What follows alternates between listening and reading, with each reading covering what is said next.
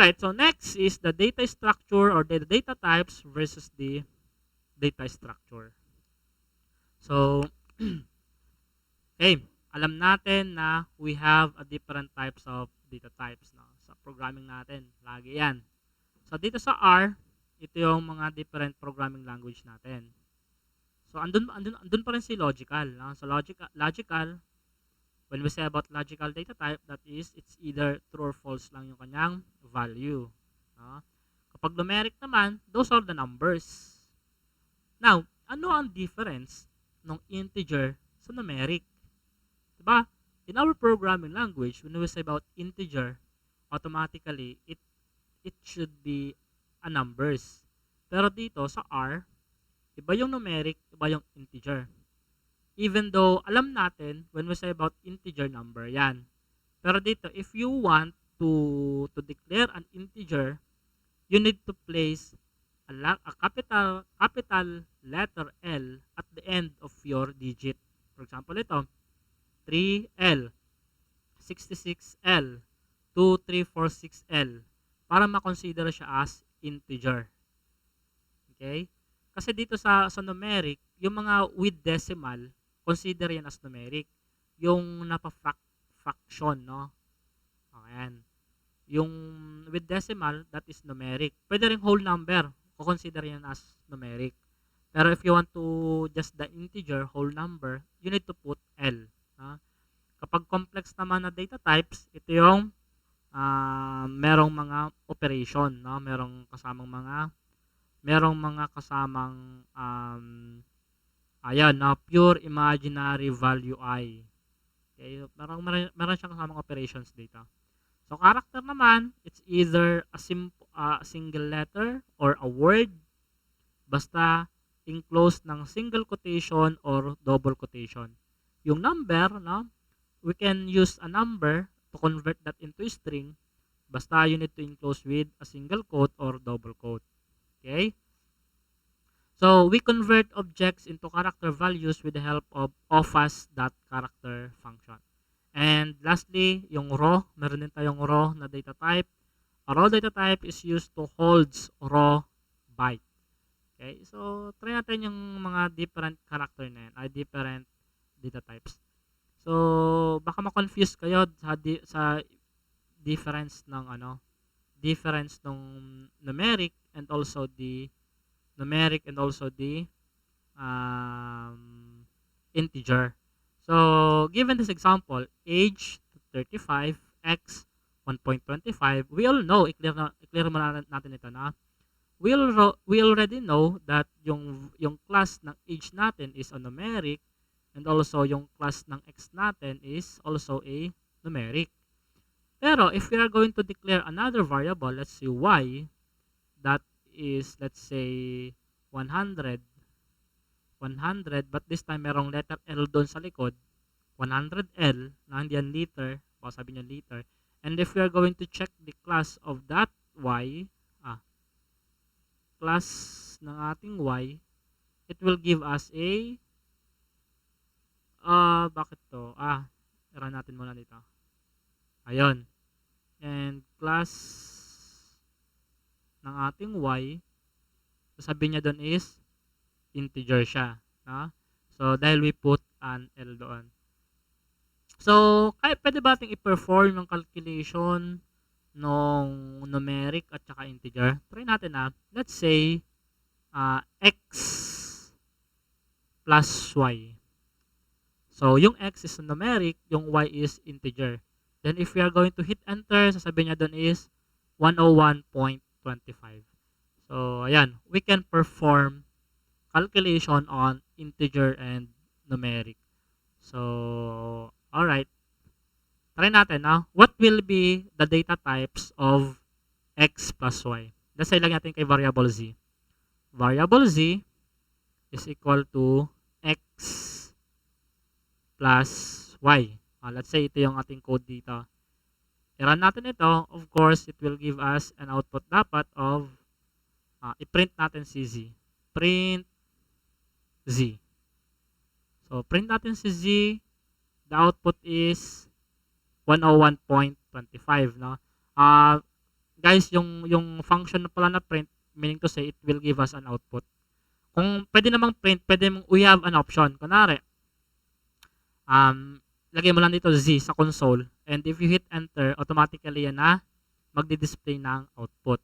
Also, aside from directly inputting the Z, you can also use the print Z. And hit mo yung enter, same din yan na. So, para shortcut, Z lang. Pwede din. So, now, we already have a variable Z. So, I want to check ano na ngayon yung magiging data type ng Z. Kasi yung Z is x plus y na, wherein yung x is a numeric and y is yung integer. So, if we're going to check class Z, it will give us a numeric na. Hindi na siya integer. Na? So, ayan. How about dalawang integer? Kunwari, this is A. So, let's say 50L. And then, let's say, burahin natin itong Z na Sige. B is equal to y plus A. Okay? Perform natin ito. Then, i-print natin si B. Na? Highlight ko ito and perform natin, i-run natin yan. Sabi niya, A is not found. Kasi hindi ko pa nararan yung A. No? So, we need to run first the A, ito, para pumasok siya sa ating data. Then, pag meron na yan, we can now perform this one. Alright? So, 150 yung binigay niya. So, ibig sabihin, we can now check what is the data type of the class B. So, integer pa rin. Since integer plus integer yung pinperform natin doon, it will give us a class of integer.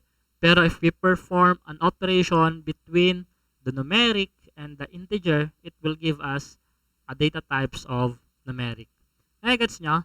So, baka naka-confuse kayo, no? To give you an example ulit, again, i-clear ko lang yan, i-clear ko din ito, para start tayo from the scratch. So, we have here a different code. Okay? So, kanina, napansin nyo, nung highlight ko itong line 6, yung B is equals to y plus A, niran ko, sabi niya, error, object y not found. Bakit? Kasi nga, hindi ko pa siya in-execute. Sabi nga natin, procedural. Before natin i-perform ito, make sure muna na na-perform natin yung initial. Ano ba yung value ng y? Ito siya na. So, therefore, we need first to run ito. Pag niran natin yan, so, pumasok na yung y doon, ibig sabihin, the y has now a value. So, that is why, pwede natin i-perform yan. Pwede na ba? Pag niran natin yan, sasabihin niya is, yung A daw ay wala pang value. So, i-run itong A, papasok yung A doon sa ating variable. So, ibig sabihin, we have now a value for A and Y. So, that way, we can now perform the B equals to Y plus A. That is, ayun. And pwede natin siyang i-print out dito. I-print natin. And, ayun. Okay, 150. So, again, sabi ko nga, we can use directly dun sa console without this one. For example, clear ulit natin to. Clear. And instead of using this source, dun ako directly sa console. Let's say, I give the value of A. Enter ko yan. Pumasok pa rin siya doon sa ating global variable. Na? And then, let's say, yung Y, okay, kinopy ko yan, ilalagay ko dito, hit ko yung enter, and then, ayun, pumasok din sa Y. And at this instance, pwede ko nang i-perform yung operation niya na Y plus A, ayun. So, wala siyang result, no? Kasi we need first to print the result ng B, or just use the B to give us the result. Or, again, print B 150. Alright? Nasundan nyo? So, pwede dito, pwede ring doon. Okay? Or, para hindi kayo mag-isa-isa na magra-run, why not i-click mo yung Control A para ma-highlight silang lahat, and then, sabay-sabay mo siyang i-click yung run para sabay-sabay silang mag-run, and ayun, pumasok na lahat yung records doon, and also, makikita natin yung procedure doon sa ating console. Okay, so ayan. So those are the data types, and now let us proceed for the data structures. Okay, so in R, we also have these data structures. Okay, so isa-isahin natin yung mga yan. Or to give you a better idea on the different structures, data structures, na ito yung mga illustration niya. When we say about vector, ano siya? Para lang siyang elements, no? Composed of single element, single line of elements. Para siyang mga block of cubes. Okay, vector 'yan. When we say about matrix naman, it composed of para siyang table, no? Columns and rows. Kapag array, it composed of different matrices or matrix, no? Ayun, para siyang cube na siya, Rubik's cube. Kapag data frame naman, it's just same as sa matrix. Composed of columns and composed of rows. Pero kapag data frame na, kapag table, kailangan yung columns it should have the same element, no? Isang vector yung mga yan. And kapag list, ito yung medyo madugo, no? Yung list. Kasi yung list, pwede siyang a combination ng mga different vectors. Narito, vector 1, vector 2, vector 3. Isang list yan sila, no? Basta combination. Pwede rin naman siyang combination ng array ay ng matrix, combination ng list, and combination ng data frame. Isang list din yan. Okay? So, mix-mix sila. Pwede sila mag-mix-mix basta combination siya, no? Separated by comma, comma, and yan. So, those are the data structures, and for our further discussion, let us move to the vector. So, when we say about vector, in R, this is a sequence of elements which share the same data types is known as a vector. Ano yung illustration niya? Para siyang mga single line ng mga cubes. And those cubes, kailangan yung mga cubes doon na yan, itong mga cubes kasi na to, ito yung elements, no? Yung mga elements na yan, it should have the same, yung mga cubes na yan, it should have the same elements. Anong ibig sabihin ng elements? Kumbaga, kung digit ito, kung numeric ito, kailangan numeric ang lahat ng laman ng iyong vector. No? Kung character yan, character dapat yung lahat ng laman ng iyong vector. Hindi pwedeng yung isang cube ay character, yung ikalawang cube is integer, at yung ikatlong cube is matrix. Tama, no? Or a numerical or integer, no? It should have the same elements. So, how do we use vectors in R? Okay, we can utilize that, okay, by simply now using a colon operator. Ibig sabihin ng colon is we are going to declare a variable or a value that is starting from 1 up hanggang kay 9. And ibig sabihin, yung 1 to 9 na yan, ipapasa natin kay z. So, yung z is yung vector. Anong laman ng z? Yung 1, 2, 3, 4 hanggang 9. 1 to 9, single line of data or data elements or sequence of elements which has the same value. Try natin tong vector using a colon operator. Alright? So, i-clear ko na ito. Control A, delete. Tapos itong sa baba, clear na natin to using the walis tambo. Walis tambo to eh. Oh, yes. Ayun. So, try natin. Declare variable z is equal to, let's say, 1:9. Ayan. Then, doon natin i-direct pala sa console, no? Ayan. Variable z is equals to 1:9. And if we hit enter, ayun, pumasok na. Check nitong global environment natin, itong environment natin. If we are going to check the variable z here, no? Sabi niya doon, 1:9 and 1, 2, 3 hanggang 9. Alright? So, ibig sabihin, ang value ng variable z ay 1 to 9. Check natin. Dito sa console, z natin, and hit natin yung enter. Ayun. Tama. Vector siya. Bakit vector? Compose siya ng sequence of elements which has the same value. Alright? So, ayan. So, maliban doon sa colon, we can also use a sequence function or sec. Yung sec function na yan, it will provide, para lang siyang ano, no, yung colon din lang, a sequence of numerical value. Let's say, dito, variable y is equal to a sequence of, let's say, 1 is to 8 na lang, no? 1 and 8. Okay? Hit natin yung enter. Ayun. Check natin yung nandito sa ating values. Yung y natin is 1 to 8. Now, 1, 2, 3 hanggang 8. Okay? So, and if we're going to check the y, ayun. 1, 2, 3, 4 hanggang 8. Okay? So, pwede namang yung sequence is by, you can specify ano yung step niya. Kunwari, by 2, by 3, and so on. Let's say, itong sequence natin ng y, ulitin natin yung y. Sequence of y, 1 to 8, and then by equals to 2. Okay? We forgot to put comma here. And enter. Ayun. So, if we are going to check again yung ating environment dito, ano napansin nyo sa value ng y na, it appears 1, 3, 5, and 7. So, bakit ganun yung output niya? Kasi we use by 2. Ibig sabihin, magja-jump siya ng 2. Paano? Isa siya ng 1. Tapos, nag-jump siya ng 2. Dalawang elements. So, 2 and 3. So, 3. 3 yung next stop. From 3, mag-jump ulit siya ng dalawang elements. 4 and 5. 5 yung next. And from 5, 5, 6, and 7, 7. So, therefore, using by 2, the output is 1, 3, 5, 7.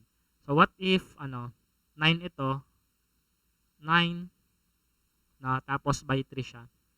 What will be the output kapag ganyan? The output is, ayun, check natin yung y, print natin yung y, print y, ayun, 1, 4, and 7. Or just the y, 1, 4, and 7. Okay? Again, that is the vector. Maliban doon sa integer or doon sa numerical natin na vector, we can also use vector na string. Ayan, using a C function. Ano ibig sabihin ng C? That is combine. Ano ibig sabihin?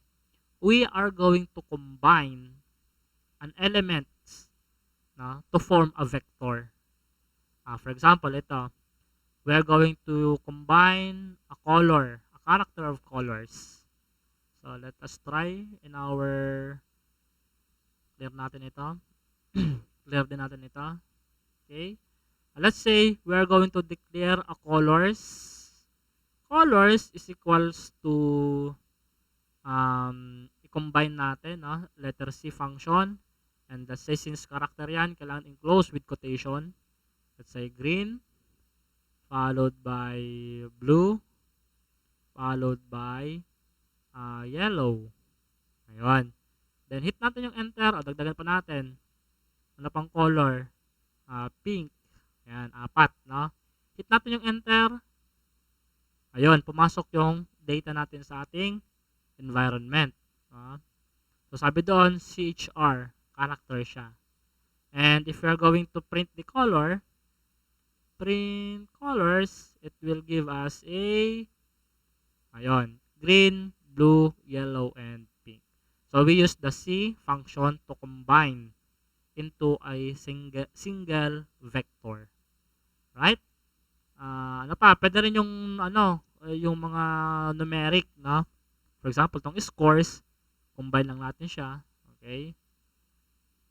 So 95, 75, 87.5,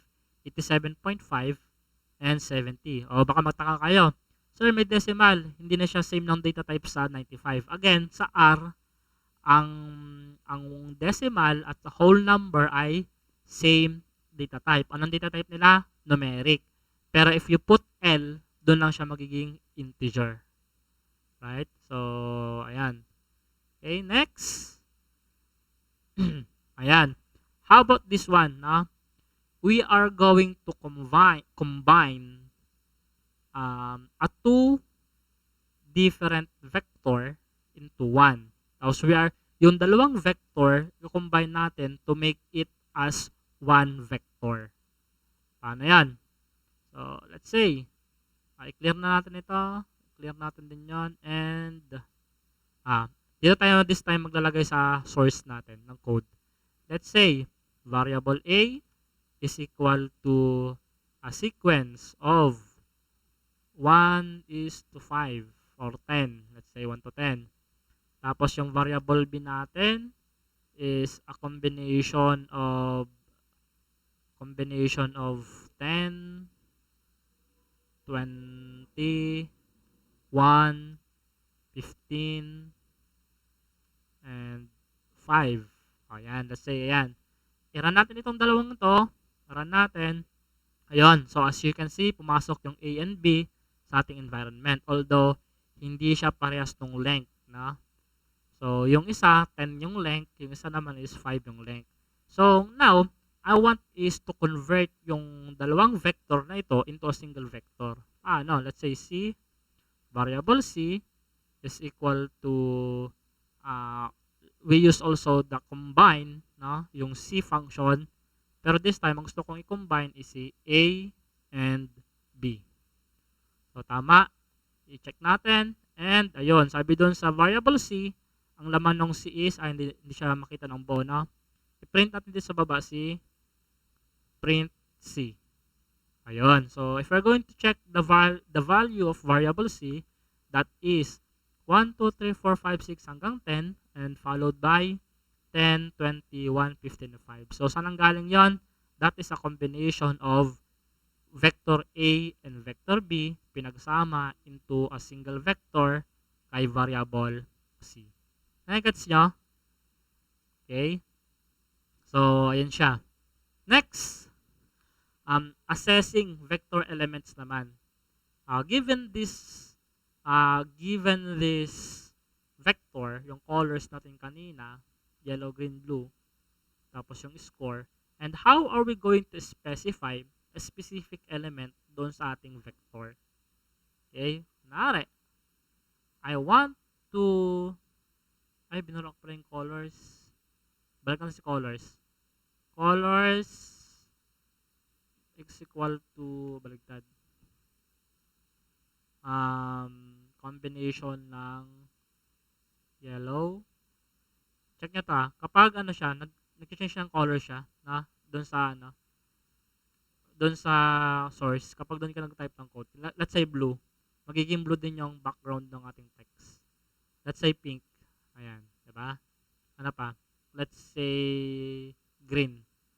Nag-change din siya ng color. Let's say brown. Diba? Ano pa? Let's say violet. Ayan baka color coding siya, ang ganda. So, let's say we have here a vector of colors. Yellow, blue, pink, green, brown, and violet. And I want to access specific element only. Let's say, I want to get the green.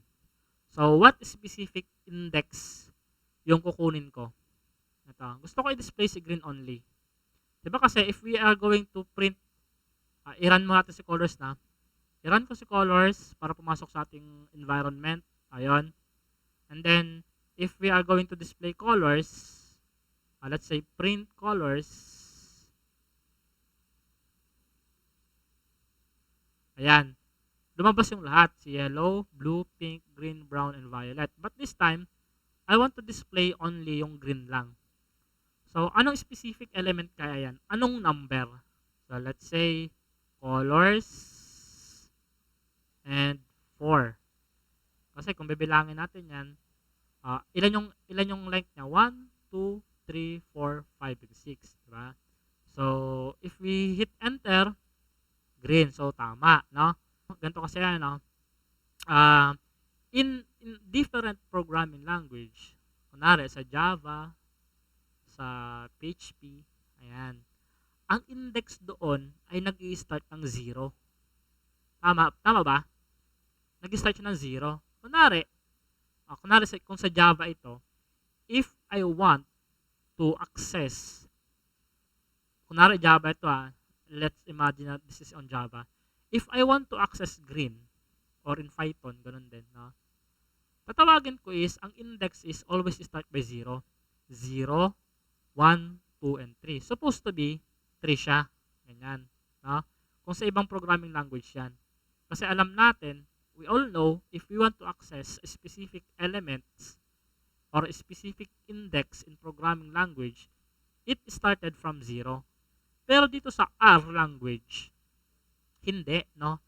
Ang element ay nag-i-start palagi sa 1. Bakit 1? Kasi nga again, balikan natin ang foundation ng R.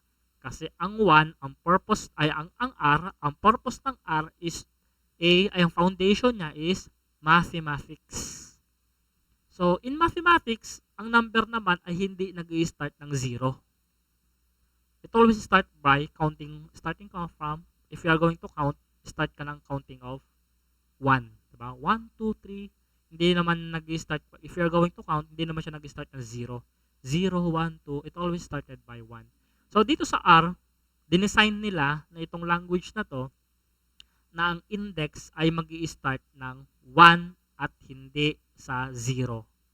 So, therefore, if I going to access violet, that is 1, 2, 3, 4, 5, and 6. That is colors 6. And that is violet. No? How about kapag 7? Ayan, sabi niya, NA or out of range na yan. No? Wala kang element na doon sa position 7, sa index of 7. So, ano pa? Let's say, I want to access, ito naman, range. No? Specific range. Gusto ko dalawa lang yung madi-display ko. Let's say, si blue and pink lang ang gusto kong i-access. So, that will be, si blue ay 2 and si pink ay 3. So, colors, 2 and 3. Hit natin yung enter. That is blue, pink. Okay? Next. Napakadali lang, no? Napakadali lang siya intindihin. Okay, next is yung data frame.